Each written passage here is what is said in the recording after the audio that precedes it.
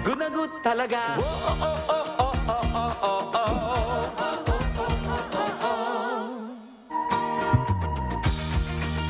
Good morning. It's Monday morning at live po tayong napapanood ngayon sa ating social media accounts sa Facebook at sa YouTube channel ng UNTV at Good Morning Kuya. Start your day right, start your week right.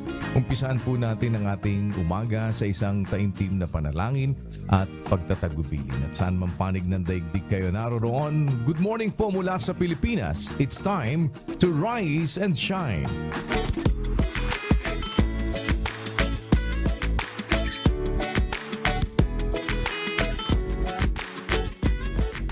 Sa araw po na ito ay papasalamat tayo sa Panginoon sa isa pang mabuting pagkakataon na muli ay pinagkaloob sa atin at sama-sama po naman tayo na aabot pa rin sa ating mga kapwa-tao. Kasama po ang ilan sa ating mga kapatid sa MCGI o sa members ng Church of God International upang tayo po ay tulong-tulong naman na umabot sa ating mga kapwa-tao. Regardless kung ano po ang kanilang religious affiliation, ang kanilang political affiliation, kulay, lahi, wika, kung tayo po naman ay mayroong munting maitutulong, pagdamutan po ninyo ang aming makakayanan kasama po ang ating mga kapatid sa MCGI. At naroon po ang ating representative sa Tarlac, si Brother Leo Swing. Brother Leo, good morning sa inyo dyan sa Tarlac. Rise and shine. Rise and shine, Kuya! Good morning po, Kuya. Good morning sa ating pong mga kasambahay. At narito po tayo ngayon sa Gayaman 2 Elementary School, Banban, Tarlac. Kasama po ang ating pong mga kapatid dito po sa Gayaman 2 Chapter upang ibigay po ang munting kahilingan ng ating pong mga teacher dito. At mula dito po, Kuya, sa Gayaman 2 Banban, Tarlac, kami po ay bumabati ng... MCGI shines, God be the glory, forgiving.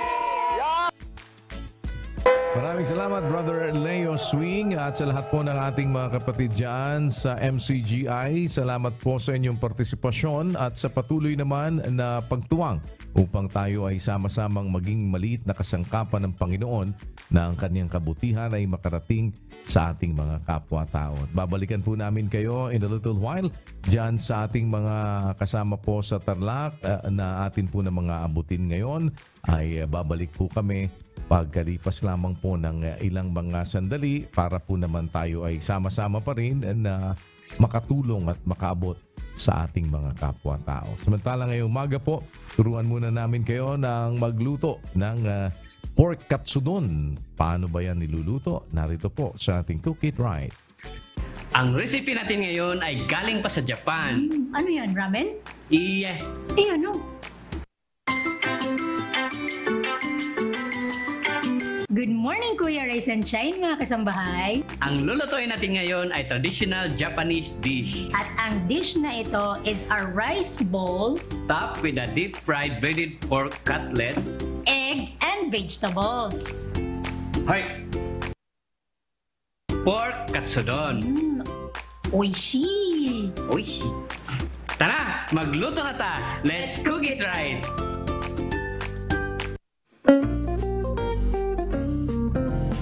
Ingredients: pork loin, 1/2 teaspoon salt, 1/4 teaspoon ground black pepper, 1/2 teaspoon white sugar, 3 tablespoons of flour, 2 eggs, 1/2 cup of panko breadcrumbs, 1 white onion, 1 green onion, 1 tablespoon cooking sake, 1 tablespoon mirin, 1 1/2 tablespoon of dashi stock, 1 liter cooking oil.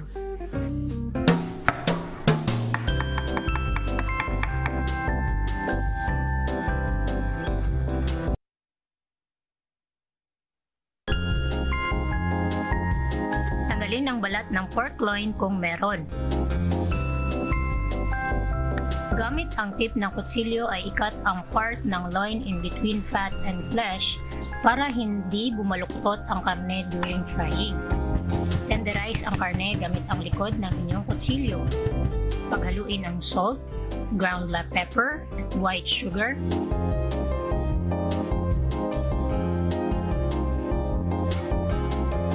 season the meat at i-massage saglit.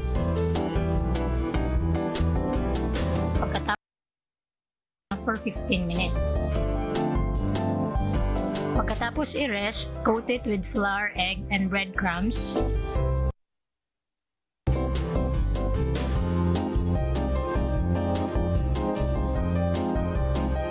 At make sure na well-coated ito at i-press para firm ang pagkapit ng breadcrumbs.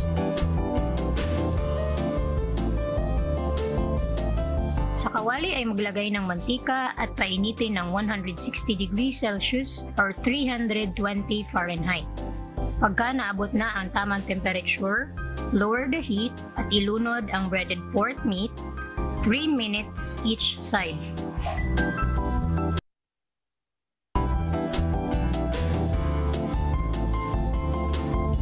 Pagluto na ang pork, ay ilagay ito sa rack ng patayo to drop the excess oil. Habang pinapa-cool down ang katsu ay gawin naman ang kaishi sauce. Ilagay sa saucepan ang sake, soy sauce, mirin at dashi stock.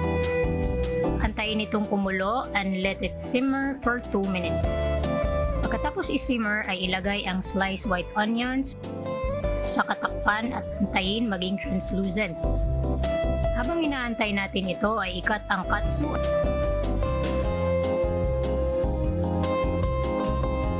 saka maglagay ng kanin sa bowl. Kapag luto na ang onion ay ilagay naman ang chopped katsu. Isunod kaagad ang beaten eggs. Pagkatapos ay takpan lang ito ng 20 seconds before adding another 1 beaten egg and green onion and simmer for another 20 seconds. Gumamit ng chopsticks o spatula to make sure na hindi nakastock ang egg sa pan saka ilagay sa bowl na may kanin.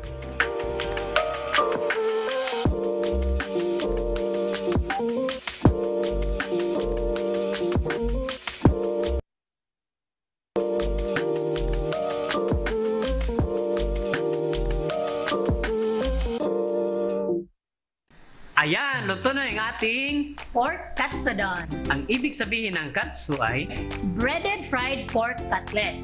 Ano naman ang ibig sabihin ng don?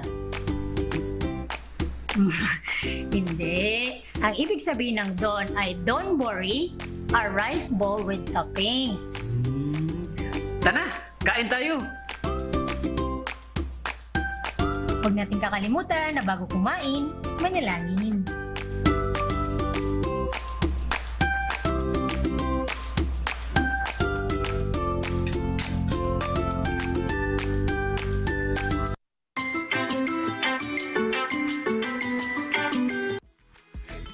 Alam niyo po, isang naririnig natin na sinasabi ng mga doktor yung pagkain ng gulay para maging malusog ang ating mga pangangatawan. Ano ba ang meron sa gulay at nakapagpapalakas ito ng ating katawan? Panoorin po natin sa ating Wonders of Creation.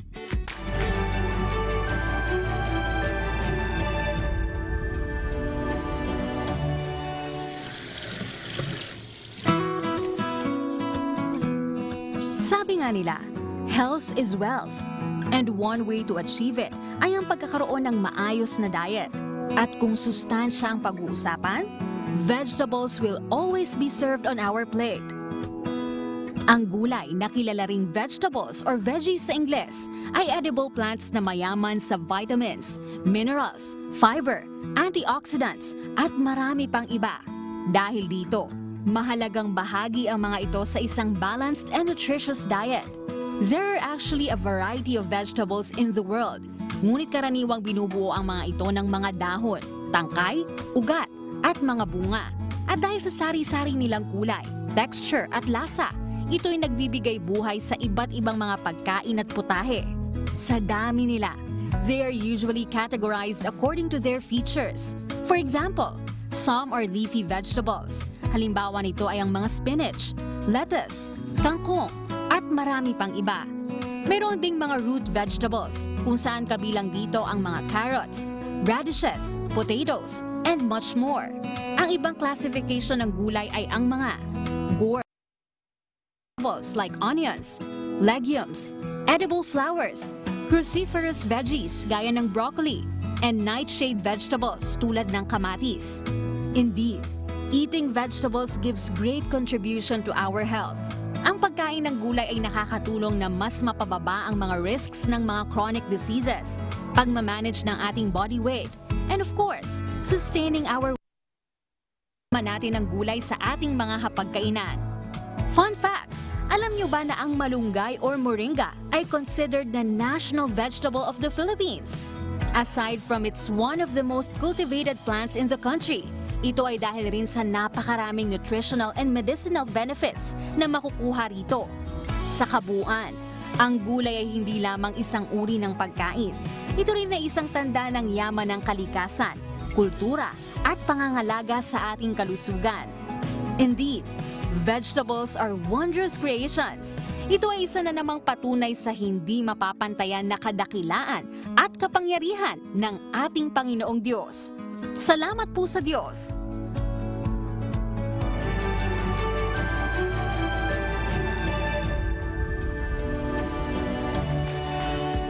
Alam po ninyo, ngayon ay napakalaganap na ng iba't ibang mga plataforma na ginagamit sa komunikasyon. Nariyan po ang social media at ang iba pang mga plataforma po na ginagamit para makapag-communicate.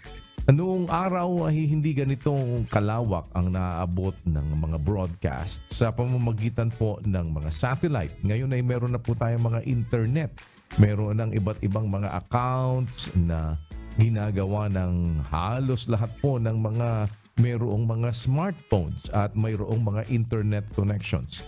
At bawat isa ay para bang naging broadcaster na at madali na makapagtayo ng sarili nilang channel.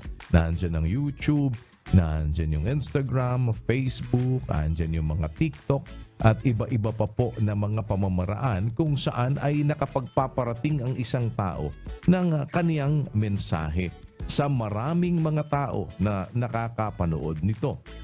Pero alam po ninyo, isang napakapanganib na atin pong ma-encounter ay yung makarinig tayo ng paulit-ulit na mga kasinungalingan. At meron pong tinatawag na illusory effect. Ano ba yan? At paano ba natin yan naman maaaring maiwasan? Panoorin po ninyo dito sa ating Now You Know.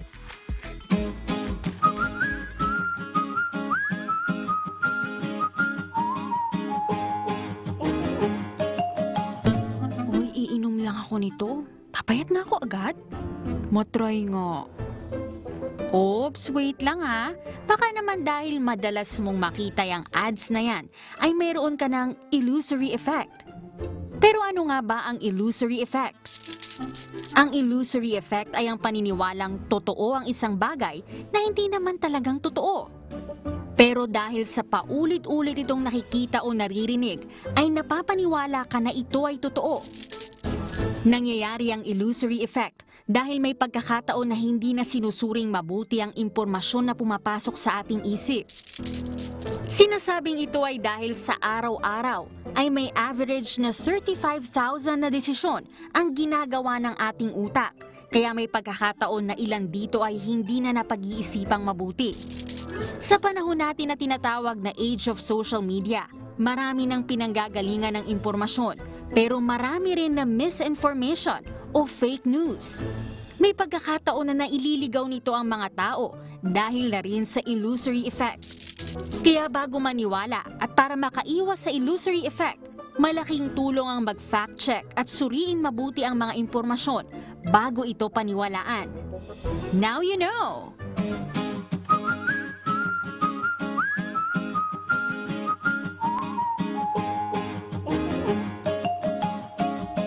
Isa po sa mahirap na gawin ay ang maging consistent. Pero alam ba ninyo na mayroong mga tips paano tayo magiging consistent, lalo na kung meron tayong gustong matapos na isang trabaho o proyekto? Panoorin po ninyo sa ating You Can Do It.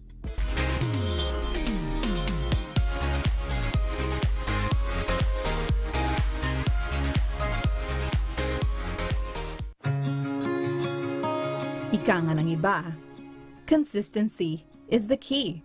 Ang pagiging consistent sa ating ginagawa ay nakakatulong para ma-achieve natin kaagad ang plano o goal na gusto natin makamit.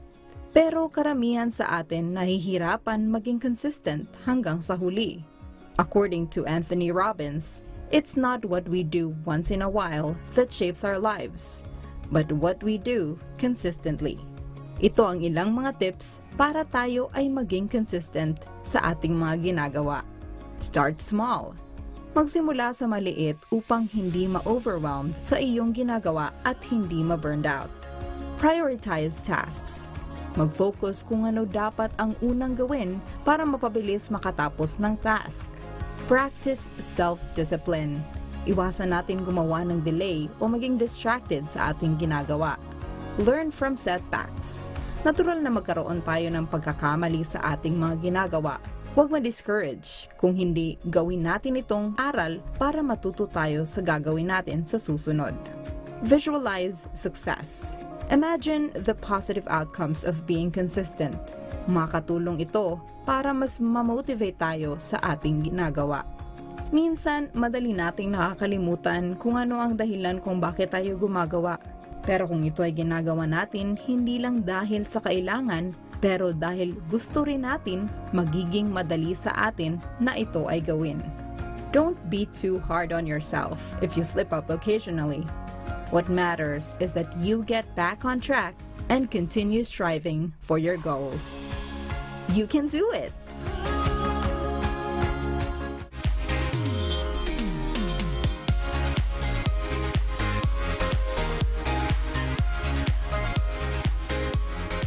Balikan na po natin sa pagkakataong ito ang atin naman pong mga kapatid sa Members Church of God International o MCGI sa dako po ng Tarlac.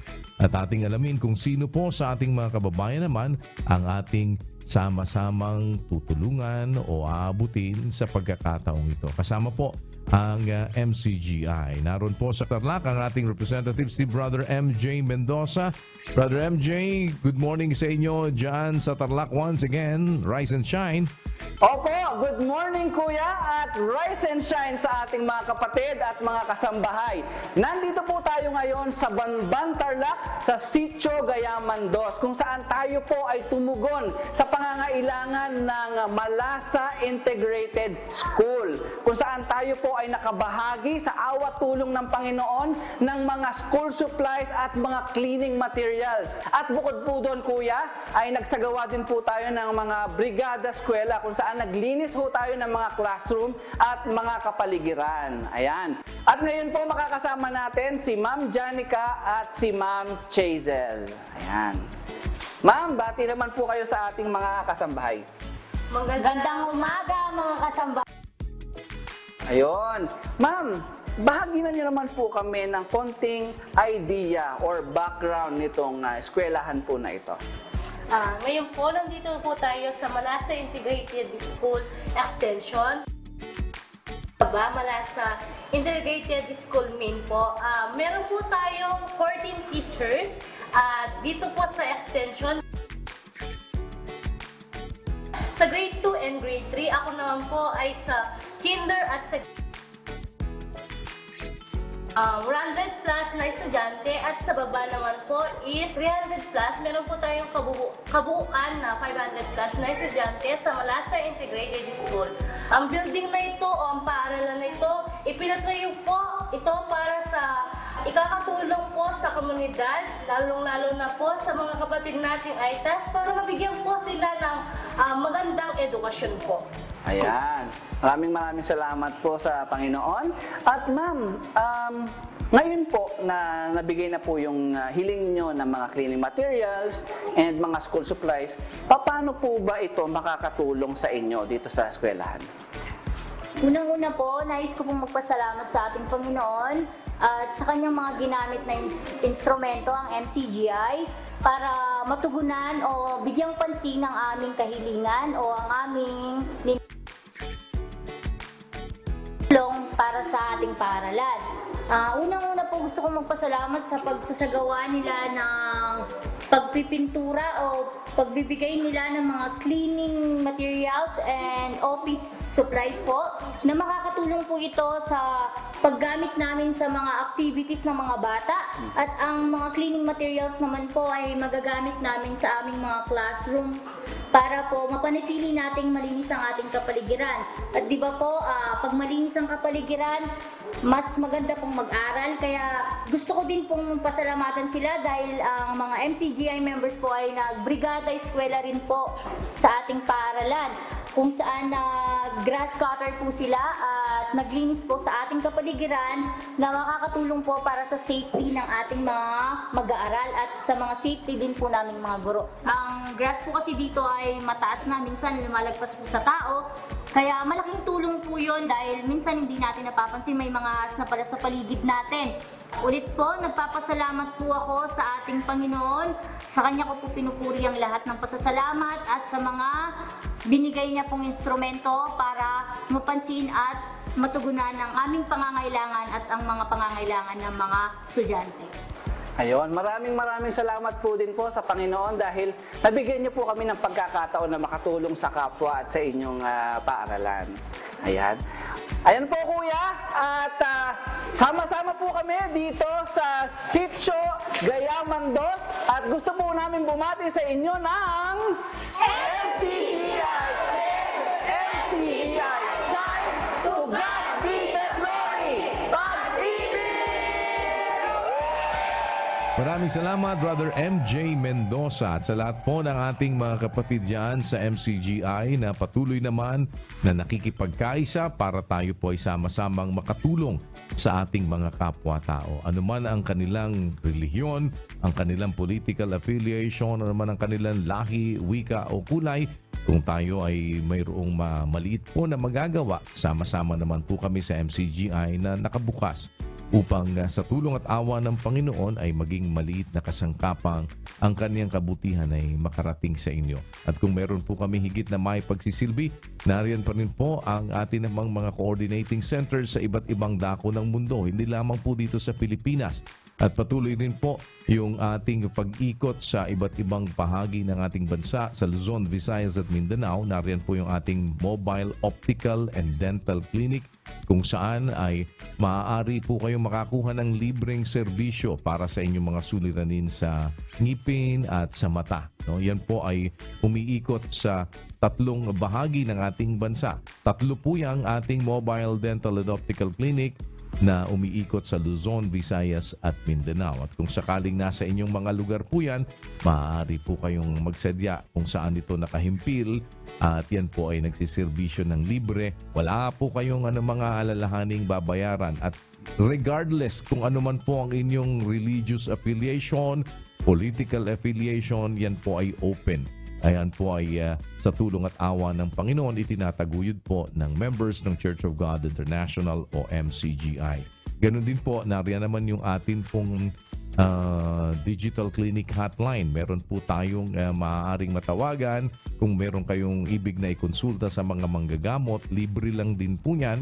Maaari kayong makahingi ng payo sa mga doktor sa pamamagitan po ng MCGI Digital Clinic Hotline. At sa iba't ibang pagkakataon pa po, meron tayo pong ginagawang mga feeding programs sa iba't ibang lugar. Kasabay po nung atin pong mga medical missions.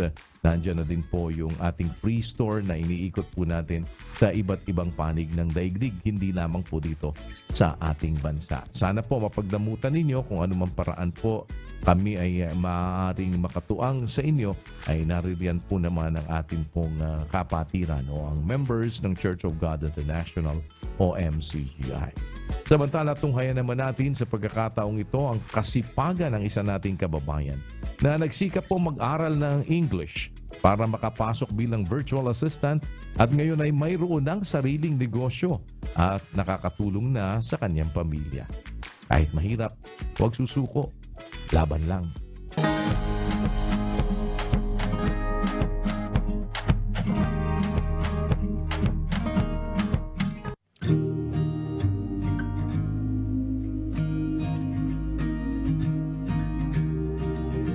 Ako po si John Janel C. Mutilla, 34 years old, nakatira po sa Dasmariñas, Cavite. Yung nagsisimula pa lang kami nung misis ko, nakikitira lang kami dun sa parents ko. Siyempre, wala kaming source of income. Ang ginawa namin is nakikitinda lang kami ng halo-halo. Natapos yung summer, so humina yung halo-halo. Nag-decide kami magtinda ng pritong manok naman. Eventually, nakaka-survive naman. Kaso nga lang hindi sapat para makaalis kami doon sa bahay ng parents ko. Tumira kami doon sa bahay na maliit doon sa Dasmariñas sa may area D. Naisip namin, magbakal bote muna. Tapos minsan, nilipas yung araw. Ang pagkain lang namin, kamote lang. Maghapon na yun. Nag-apply na siya, nag-decide na siya mag-apply sa call center sa Maynila, yung misis ko. Isang araw lang, biglang pag-uwi niya sa akin, sabi niya tanggap na siya. Yung nag-apply ako dun sa IBM, kasi nga gusto ko siyang masabayan ng oras, nire-review ko yung sarili ko. Tell me something about yourself. Sasagutin ko yung sarili ko. Tapos, why should we hire you? Yun yung mga tanong na sinasagot ko sa sarili ko. Pero ganun yung naging paraan ko para i-improve ko yung paraan ng pagsasalita ko, lalo na sa English. Yung initial interview pa lang nun, nagustuhan na yung sagot ko. So, yung mga panahon na yun, pareho na kaming call center, nagtatrabaho na kami sa Maynila. Ayun, medyo nakakapagod, talagang sobrang pagod ako araw-araw. Hindi ko na yun talaga kinaya. Ngayon, meron akong mga kaibigan na nagsasabi nila na may ibang opportunity. Bakit hindi mo subukan mag-work from home? Ang una kong ginawa, nagbuklat ako ng laptop. Maghapon nanood ako, ano ba yung virtual assistant. After 3 weeks, yung swerte naman, nakakuha ako ng kliyente kaagad. So, 2 oras lang magtatrabaho kada Sabado, pero ang sahod ko kada buwan, 25,000. Sabi ko, ay, laki pala ng opportunity dito sa pag-virtual assistant. Unang taon ko, year 2018, sa pag-virtual assistant, ang naging kliyente ko umabot ng 3. Hanap lang ako ng hanap, walang tigil. Tapos, marami rin akong nakuha mga rejection. Pero hindi ko na masyado pinansin yung mga rejection na yun kasi ang goal ko lang is makakuha ako ng kliyente. Nagsisimula ako magtrabaho alas 6 ng umaga. Unang kliyente, matatapos yun ng mga alas 10. Mga alas 11 yung pangalawang kliyente. Pangatlong kliyente, mga alas 4 ng hapon. Natatapos ako alas 11 na ng gabi. Araw-araw, ganun. Sabi ko, nakakapagod pala. Na medyo malaki na yung kinikita ko noon. Kumikita na ako ng mahigit 80,000 noon. So ang ginawa ko, naghanap ako ng mga taon tuturuan ko. So nag-outsourcing na kami, no. So ang ginagawa ko, nakikikat na lang ako. Tapos hindi pa doon huminto yung opportunity. Tapos yung mga kaibigan ko doon sa dating company na pinanggalingan ko, inudyukan ako. Sabi sa akin, bakit hindi ka magturo? Sinubukan ko. Sabi ko muna, nagpalibreng klase muna ako. Nagsimula kami sa 100 na tao. Tapos yung 100 na tao na yon naging 1,000. Hanggang sa umabot ngayon, malapit na siya mag 100,000 na yung followers ko. Nakaka-receive na ako ng feedback ng walang humpay na pasasalamat ng iba't ibang tao na may kliyente na sila, marami na silang kliyente. Malaki na yung kinikita nila. May iba, mas malaki pa sa sahod ko, malaki pa sa kinikita ko. Nakapagtayo na kami ng iba't ibang mga negosyo. Ang sinimulan muna namin is milk tea. May nag-establish kami ng lugawan. So yung lugawan namin, nagbunga na agad ng pangalawang branch. Ayun, araw-araw, hindi bababa ng 10,000 yung kita. Which is, yun na rin yung pinambabayad sa mga expenses, pasahod ng tindera. Tinitreat po nila kami hindi bilang empleyado. Tinitreat po nila kami bilang parang mga kaibigan, pamilya. Hindi po nila pinaparamdam sa amin na empleyado niya lang. Matagal ko po silang nakasama. Naging kapitbahay po namin sila. Marunong po silang makisama sa ibang tao. Ako po si Lara Marie Motilla, asawa po ni John Ginel. Naalala ko po dati, nung nagsisimula pa lang kami, ang kinabilib ko po sa asawa ko, hindi talaga siya tumigil hanggang sa, yung maabot niya yung goal niya. Sa risk lang siya ng risk. Pero yung mga risk naman na po niya na yun, awa naman po ng Diyos, successful naman lahat. Siyempre, nakabili na kami ng mga bahay, nakabili na rin kami ng mga sakyan. Tapos yung mga tuition ng mga bata, binabayaran na namin ng full, di na siya hulugan. Dati kasi hirap na hirap kami sa hulugan eh. Na kahit na oras para sa sarili namin, syempre, family time, may mga family time pa rin kami. Siguro yung maipapayo ko lang sa mga taong madali panghinaan ng kalooban, lalo na sa mga oras na nahihirapan tayo, siguro wag tayo agad-agad susuko. Kasi sa experience na meron kami nagpapatuloy kahit na kami ay nahihirapan. Kasi gusto namin ma-reach yung aming gustong mangyari. So, ang papayo ko lang sa inyo, lagi lang tayong magtiwala sa Diyos, lakipan lagi ng sipag at tiyaga, laban lang.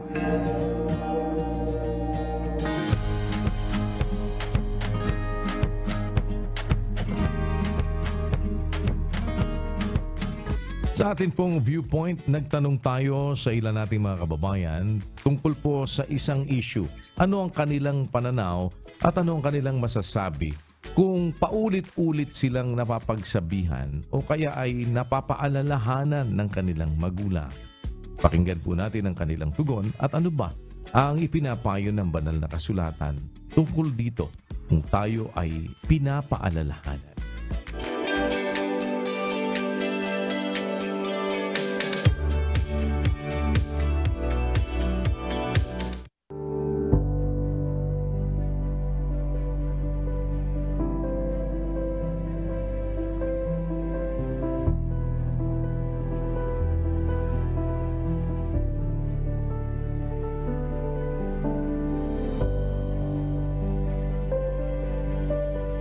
Wala naman po, kasi para sa akin naman po yun eh. Minsan medyo nakakainis kasi parang tingin mo, bata tingin nila sa'yo. Pero ganun pa rin naman, matanda sila, bata ka. May kanya-kanya tayong pagtingin pa rin kahit ano. So tingin nila sa akin, bata pa rin, anak pa rin nila ako. Tinatanggap ko na lang. Kasi bilang magulang, ganun din. Paglaki ko magulang ako, gaganunin ko rin anak ko eh. At this age po kasi syempre pag paulit-ulit, syempre pag gantong edad parang para sa amin, parang nakakainis na. Ganun kasi pagka, 'di ba? Alam mo naman yung isang bagay na sabi na sa'yo, tas bakit uulitin pa? Parang sa gantong edad po, parang para sa akin na nakakainis na ba't kailangan paulit-ulit, ganun po.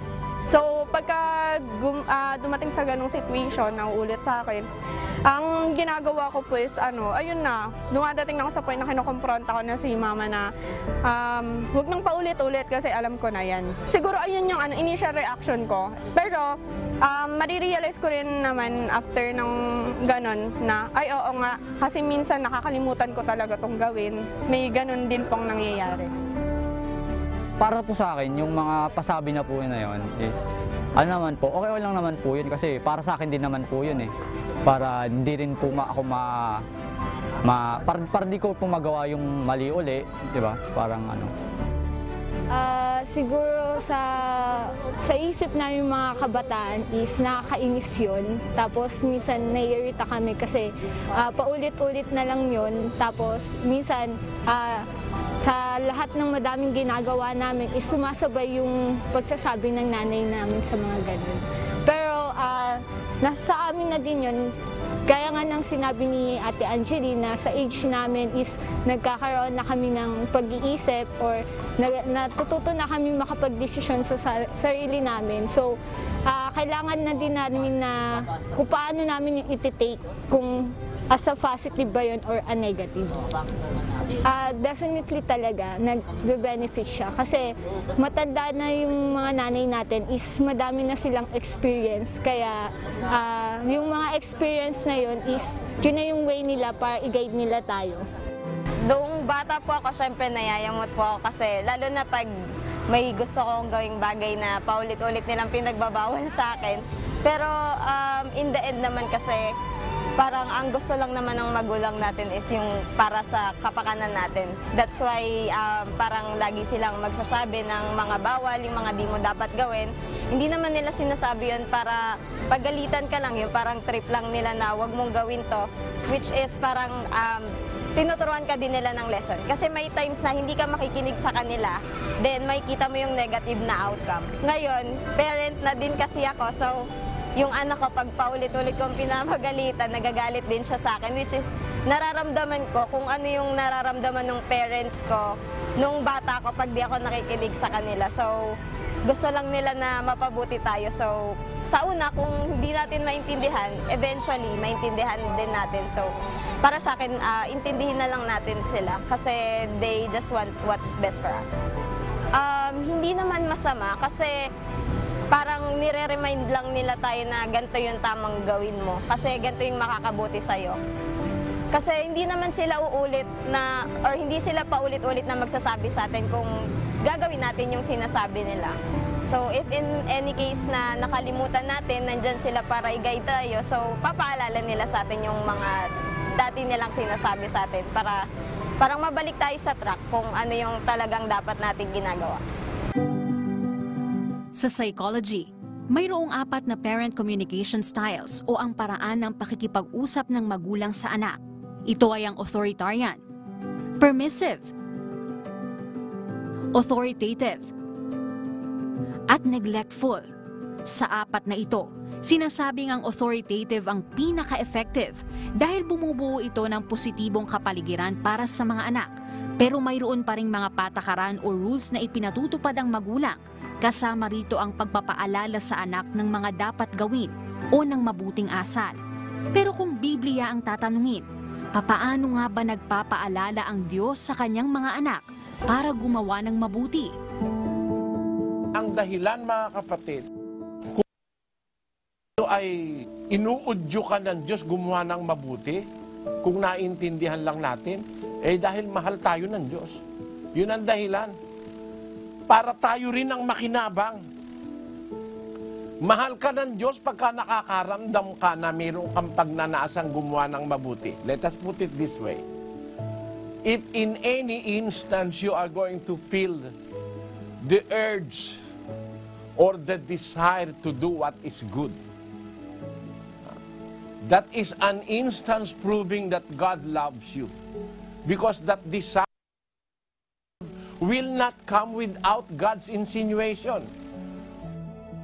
For it is God which worketh in you both to will and to do of His good pleasure.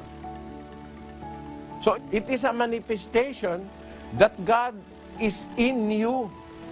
God wants you to do His will for your own benefit because the reason behind that is God loves you. We must treasure that moment.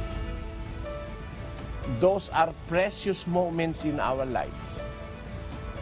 Those are moments that God proves to us that He loves us. He wants us to be saved. Because it is for our own good. Knowing, according to Paul, that every good thing that we do, the same shall we receive from the Lord.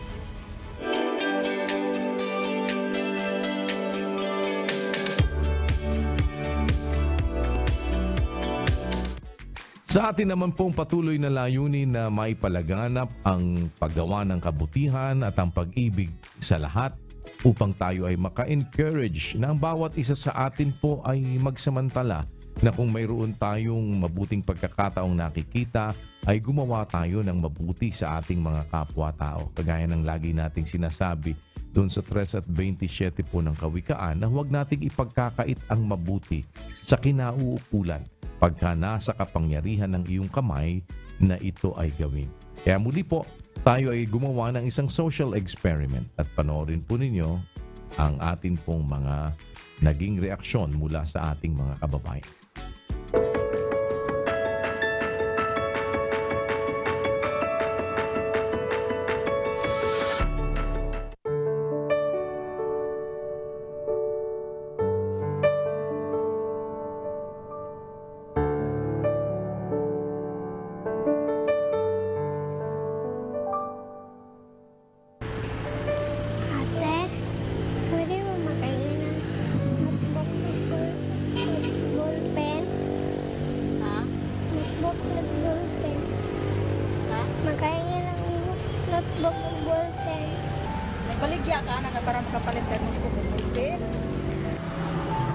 Pili grado ni mo ron?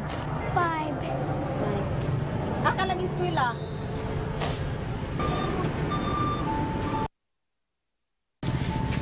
Ba't pagkaan ng notebook? Ha? Kaya lang ako, ha? Kaya lang ako. Balikan ang uban, no? Ay, naawa po ako, ma'am. Naawa po ko sa kanya kasi po may anak po akong katulad niya. Nag-eskwela po siya ngayon ng grade 6. Wala po siyang notebook. Pinabinta ko siya ng basahan kanina po. Sige, balikan ang uban para nakakamasahin mo. Masakit sa akin na ang mga bata naghihirap para makapagbili ng gusto nila. Nangangailangan din kayo, kulang din, pero bakit tumutulong pa din po kayo?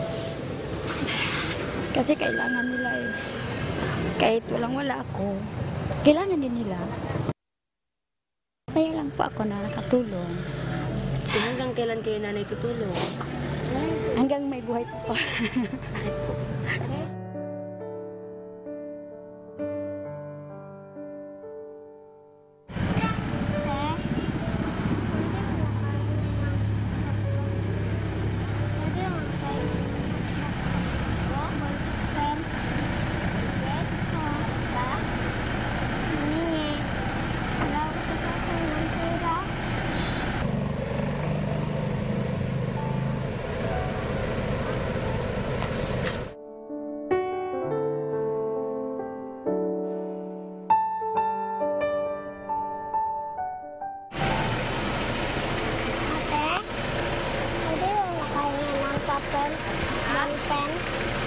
Makaingin ng papel at ballpen. Ha? Grade 5.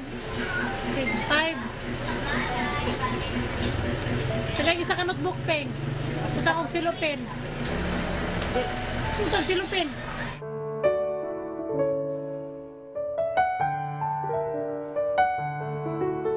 Salamat sa Diyos po, te.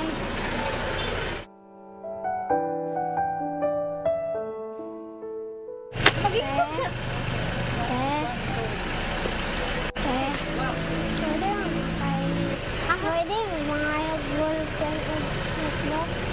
Mangayo. Kaya na siya ballpen at notebook. Sa grade name mo? 5. Grade 5. Na lang. Lagyan mo na lang.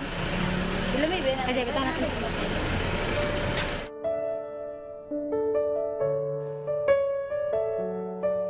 Akong gitanaw sa iya ha, iyang kuan luoy gid siya tanawon.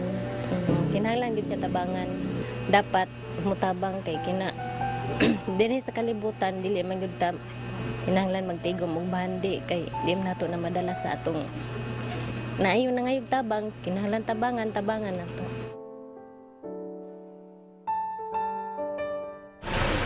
Salamat. Salamat, te. Naranasan ko na rin po kasi maging working student. Kaya alam ko po yung pakiramdam na while nag-aaral ka is nagproblema ka ng financial support sa pag-aaral mo. Kaya nung nakita ko siya is naluoy ko kay kuan man kanang makita man ako siya nga naningkamot siya, mga dedicated siya maka-eskwela. Masab na ang sa Sarson like, wala man ko kailaan na niya, anong ako man siyang anak. Pero importante man yun na siya kay ano yung kabutihan na ginagawa mo sa kapwa mo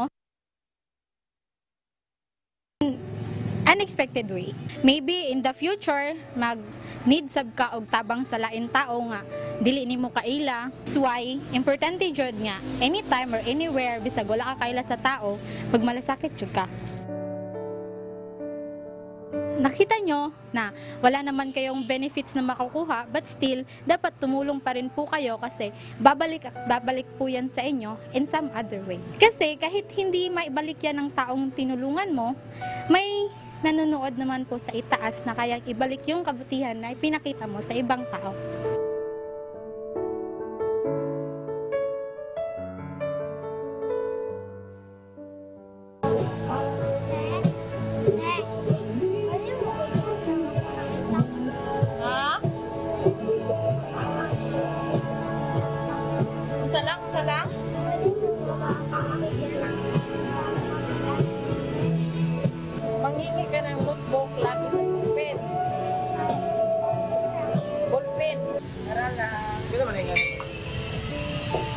gusto ko sana kung meron naman ng sana akong malaking pera, mabigyan ko siya, pero sa ngayon wala talaga akong pera. Sino magbabayad po nun? Ako lang, ma'am. Charge ko na lang po sa akin. Bakit kahit konti lang ang meron ka, gusto mo pa rin tumulong sa kapwa? Bilang tao, ma'am, kung sa awa naman lang, manatili hanggang libing. Ganyan lang po. Kasi nakikita naman natin sa Panginoon. Nakikita naman niya kung ano ang ginawa natin sa kapwa natin. Hindi natin alam, baka yung batang yan, pagdating ng araw, paglaki niya, maalala niya ako. Ay siya pala yung babae nagbigay sa akin ng notebook na yan. Hindi natin alam, ma'am. Darating din ng araw na magbibigay din siya.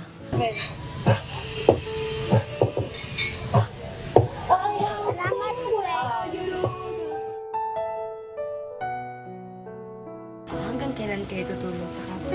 Hanggat kailangan, ma'am. Kasi ayaw ko, ma'am. Ayaw ko talagang makita na mayroong maghihirap, ma'am. Kung pwede pa lang sana, yung mga tulad yung mga matatanda, sa tingin ko nga wala talaga silang kapira-pira, walang makain. Sa tingin ko lang yun, kung wala talaga silang pira, bibigyan ko sila pag mayroon akong pera. Maniniwala ka na yung pag gumagawa tayo ng mabuti, hindi magbubunga ng masama? Hindi, ma'am. Magbubunga talaga yan ng mabuti, ma'am. Hindi yan magbubunga ng masama. Bubunga talaga yan ng mabuti. Kasi yan ang sabi ng Biblia, ma'am. Yan nakalagay sa Biblia. Kung anong ginawa mo sa kapwa mo, yan ang babalik sa iyo. Gising. Kahit anong gawin natin, gising ang Diyos, hindi natutulog. Nakikita niya ang ating mga ginawa sa kapwa natin.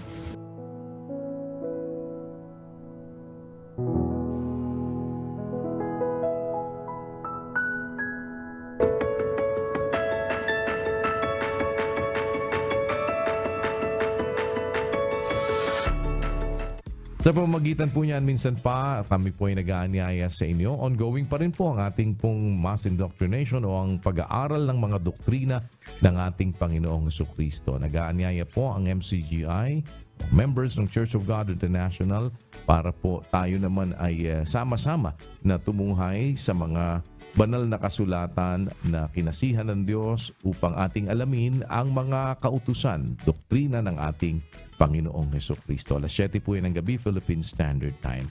At ang Rise and Shine segment po dito sa Good Morning Kuya, inyo naman pong napapanood every Monday, 6 a.m. Sa tulong at awa ng Panginoon. Kung mayroon pa tayong buhay, lakas at mabuting pagkakataon, kami po ay makakasama ninyo sa segment na ito na Rise and Shine dito sa Good Morning Kuya. Samantalang ang ating pong serbisyong bayanihan ay tuloy-tuloy pa rin Monday to Friday. Ito po ang ating public service. Open po yan para sa lahat kung paano po tayo higit na makakatulong naman po sa inyo. Yan po ang ating program Monday to Friday, 4 p.m. sa UNTV at sa iba-iba pa pong mga social media accounts na ating ginagamit. Sana po paki-like, share, and subscribe na rin po ninyo ang atin po namang UNTV News and Rescue Channel. Ganun din po ang MCGI Channel. Nariyan po yan, mayroong iba't ibang mga uploads na maaari po ninyong mapakinabangan.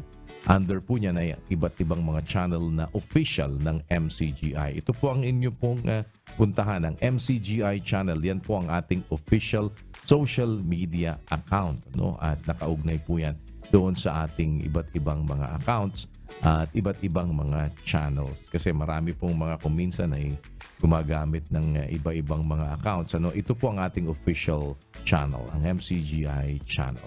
And on that note, minsan pa po, nagpapasalamat tayo sa Panginoon sa isa pang mabuting pagkakataong ipinagkaloob sa atin ngayong araw na ito upang patuloy naman po na sumahing papawid at inyo pong makasama dito sa ating segment. At antabayanan nyo po ang pagpapatuloy ng Good Morning Kuya in a little while sa iba-iba pa pong mga segments na inyong maaaring mapanood. On that note, kami po ay minsan pang nagpapasalamat sa Panginoon at mananatili po na sa Diyos ang lahat ng karangalan at kapurihan magpakailanman. Para po sa lahat ng ating mga kapatid naman sa iba't ibang panig ng daigdig sa MCGI, keep on shining and keep on caring. Narito po ang isang awiting iiwan namin sa inyo na nagsasabing ating ipagkatiwala sa Diyos ang ating buong buhay at magagawa. Sa rendition po ng To You I Give Myself, narito si Sister Haki Patricio para sa ating On a Good Note. Maraming salamat po sa inyong pagsubaybay. To God be the glory. Good morning.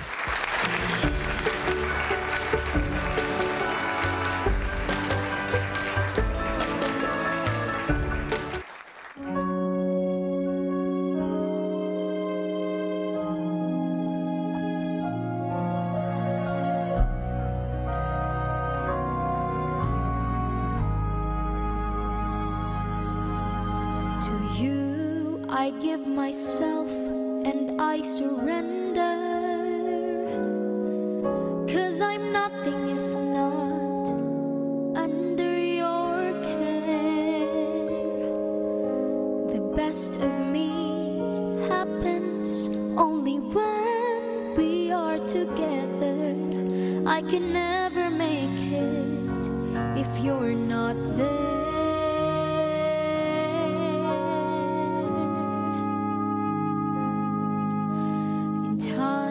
Of miseries, in times of trouble, when I feel much pain that seems unbearable,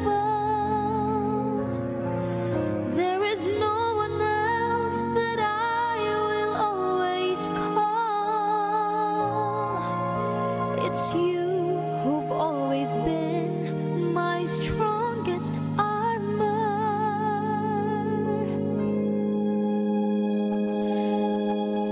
Nothing in this world that I can give you. I only live and shine because of you. I beg you, please take me wherever you go. I'll follow your lead. Just walk me through.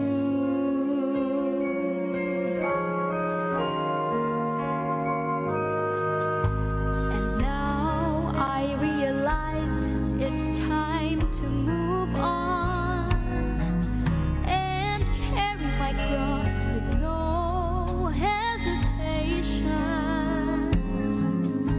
I need to be just what you want, standing firm on my ground. Hold my hand and let me be the man I am. In times of misery, in times of trouble, when I feel much pain that seems unbearable, there is no one else that I will always call. It's you who've always been my strongest armor. There is nothing in this world that I can give you. I only live and shine because of you. I beg you, please take me wherever you go. I'll follow your lead. Just walk me through.